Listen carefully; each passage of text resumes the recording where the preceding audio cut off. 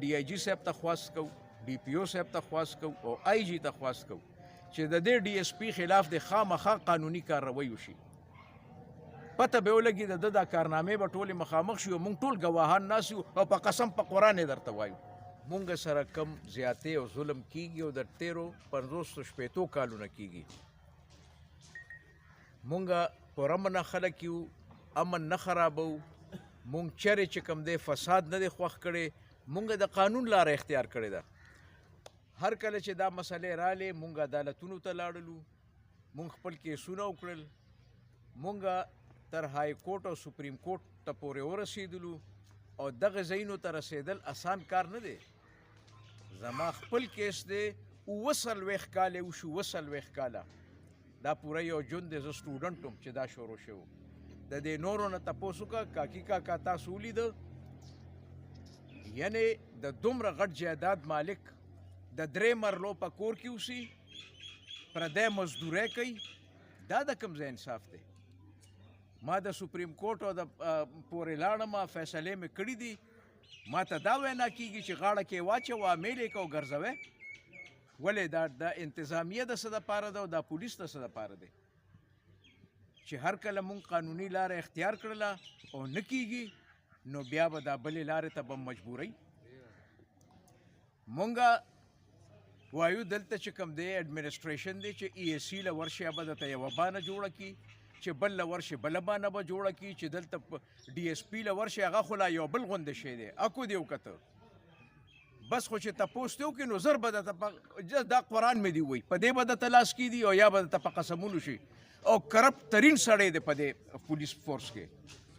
بیسیکلی راغلی یو انسپیکټر دی او د ډي ایس پي رینک دی لګولی دی، ځان نه د ذاتي نوکر جوړ کړی دی د یو ممبر، د هغه په حجره کې ناست دی، د هغې ځای نه فیصلې اخلي او هغه چې درته څه وایي هغه کوې.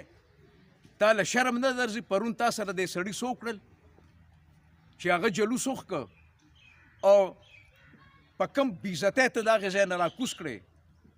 دا د ډي ایس پي سره ښایي؟ ډي ایس پي ګان نه یو پولیس سپی ته به هم څوک ونه درېږي.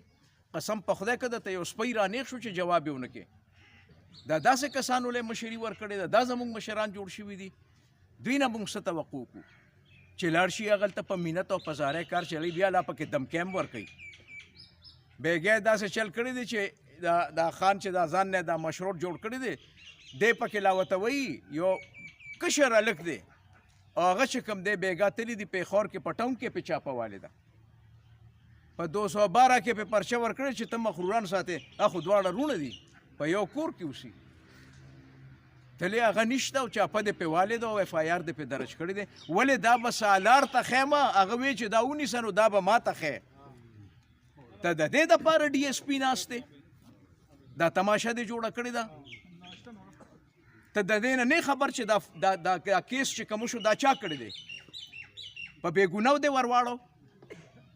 تا ته نشته پته چې په دې کې 10 لکه روپۍ یو چلیدلي دي، په دې کې 15 لکه روپۍ نورې چلیدلي دي؟ څه شوې؟ دا د چا پیما شوي دي؟ دا چا کړي دي؟ او مونږ ته ټوله پته شته انشاءالله الرحمن چې دا تفتیش وشي او غیر جانبدارانه خلک یې وکړي، تا ته به پته ولګي چې دا کړي چا دي. دا کم خلک چې دی بلوکۍ او را مخامخ کوي دوی ته به هم پته ولګي انشاءالله. لرې نه دا هغه ورځ چې دوی ته به هم پته ولګي چې دا کړي چا دي. د دې په شا باندې څوک دی؟ زما مونږه اوس هم خفه یو. یو سړی چې د یو انسان وجل د ټول انسانیت وجل دی. مونږ پرون نابله ورځ هم په خپل میټینګ کې هم دا خبره کړې ده چې زمونږ ټولې همدردۍ د مقتولینو سره دي. کم خلک چې دي د هغوی دپاره مونږ دعا وکړله، الله پاک دې د هغوی مغفرت نصیب کړي.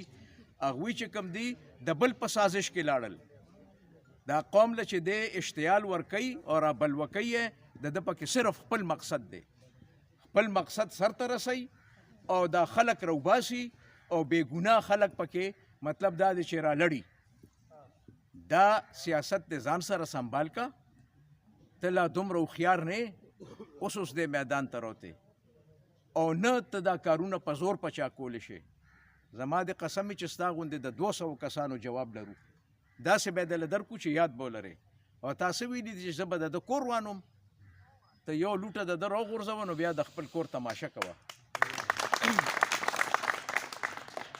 داسې خبرې نشته، خو دا کمو خلکو له چې ته اشتعال ورکې دې وروڼو ته زما دا خواست دی چې اول خپل تصدیق وکې، ځان د خبرې تل ته ورسوئ چې دا کړي چا دي، په دې کې چا ته فایده میلاوې ده، فایده ته چا واغشته، دا مزې پکې د چا راللي، لیډري پکې چا ته میلاو شوه، د دې لږ تپوس وکې، د ده نه تپوس وکې چې دا فساد تا جوړ که نو د دې فایده چا واغشته، هغه پیسو حساب ورسره وکړې چې کومې تا ته میلاو شوي دي، کومې ځمکې چې تا ته ویلې شوي دي چې دې کې به پلاټینګ کې، هغه خلک دا به روزي، دا خبرې به روزي، خو بیا به ډېر ملامت او بیا به په دې په جیل کې پروت او په چل به یې نه پوهېږي.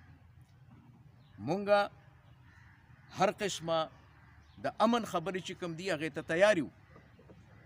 مونږ مخکې ویلي دي که څوک راځي خبرې اترې کوي سر کې ورسره کوو، خو زور نه منو. خبرو ته راځئ، مونږ ته چا کسانو سوال جوابونه هم کړي دي، په سینه م ورته لاس ایښی دی چې په دواړو سترګو راځه، خو خبرې به په اصولو کوو، د ظلم خبرې به نه کوو. یو سړی راشي او ما له لاس تو کړي او توکړې لاس یې نیولې مو چې شا به دا خبره ومنه، نو دا خبرې داسې وي چې ته ما له لاس تو کړې او ما له په سر تماچه کېدې او ما ته وایې چې دا خبره مې درته وکړه دا ومنه. خبرې داسې نه وي. که څوک مشران دي وي را مخامخ یې که چې خبرې وکړو. بلکل موږ امن غواړو په دې ملک کې، بلکل امن غواړو. په فساد کې د دغه یو کس دوه فایده ده چې هغه ته مخکې چې کم دی نو خپل سیاست ښکاري او خپله لیډري ورته ښکاري. او تاسو د ټولو وروڼو ته وایم دلته م او د هغې طرف وروڼو ته م چې د ده شاته خو مه ګورئ، مخکې ستا سالو ستا په هغلته کې چې دا په واټساپ باندې لوکیشن یې لګوي هغلته د څو کسان ناست دي، دې ځای کې د څو کسان دي. د نن نه 15 کاله وروستو لاړ شه، ستا څه و؟ نن ته په کروڑونو کې لوبې کوې. ته چې هغه چوکیاتګار نه را روان شي او ځان سره دغه د ګورۍ را ډکې کړې او راوړې، دا د څه شي دي؟ دا تپوس کول غواړو موږ. بیا دا مشران ټول ناست دي، زمونږ وروڼه دي، مونږ ټول یو یو، مونږ کمزوري نه یو، شریفانان ضرور یو. په شرافت ټولې خبرې کوو، هر څه منو، خو د شرافت دا مطلب نه دی چې مونږ کمزوري یو، کمزوري نه یو. ورورولي کوو، په سړیتوب خبرې کوو، په دې ملک کې امن غواړو. په فساد کې ګټه چا کړې ده؟ د دواړو طرفو نقصاني، د یو طرف نه، د دواړو نقصاني. خو دا فسادیان چې کوم 2-3 دي د دوی پکې ګټه وي او په امن کې د هغه ګټه نشته. دا یاد ولرئ، په امن کې ګټه نشته، په دغه فساد کې ګټه ده. نو دته مونږ بیا وایو چې دا کار مه کوه، سم شه، دا قصه به دې روزي چې دا چا کړي دي او دا بلوې جوړی. خو دغه مونږ وایو چې په دې پولیس کې یو ګنده شی راننوتی دی یو افسر او دا ټول د هغه په ایما باندې کېږي. دلته زمونږ دا ډي ایس پي دی، د ده د لاسه انسپکټر دی، د ډي ایس پي رینک یې لګولی دی، په خیرات کې ورته میلاو شوی دی او دغلته د دوی د درونو سلامونه کوي. ټیلیفون دفتر چې دفتر بندېږي نو ټیلیفون به وکړي، بس چې څه دال ساک پاخي نن به تا سره ډوډۍ خورم. ته چې د مازدیګر نه چاته ټیلیفون وکړي چې دال ساک به خورم، پردو ډوډو پسې ټول ورځ ګرځي، به تا له دال ساک پخوي او د هغې نه پس چې راځئ نو بیا به درته لفافه هم په جیب کې واچوي. بیا چې دفتر ته درشي نو بیا یو کس په زیړې لفافې پسې ګرځي نو بیا درته هغه او دلته قسمونه خورې چې بس ما چې ته په ژوند کې څه داسې غلط کار نه دی کړی. را مخامخ شه کښېنه چې مړی حساب کتاب در سره وکړم او یو ثبوت ته له درکړم. مونږ ولې چې ته د یاغستان نه راغلي وو، هم په دې ملک کې اوسو. دا ټول فساد د یو ډي ایس پي د لاسه دی، د دې سړي د لاسه دی او دغه یو چې دا دغلته کم ناست دی د هغه د دې دواړو سلا یوه ده، بلکل یوه سلا ده. دا زه په دې ځای باندې وایم. دې سره زه دا خپلې خبرې ختموم، په دې خبره ختموم چې بیا پرامنه خلک یو، امن غواړو، فساد نه غواړو. او که چا د امن لاره اختیار کړله په دواړو سترګو غاړه غټۍ به وله ورځو او سینې سره به لګو او دا کیس چې کوم شوی دی په دې کې مونږ دا خواستم کوو، مونږ دا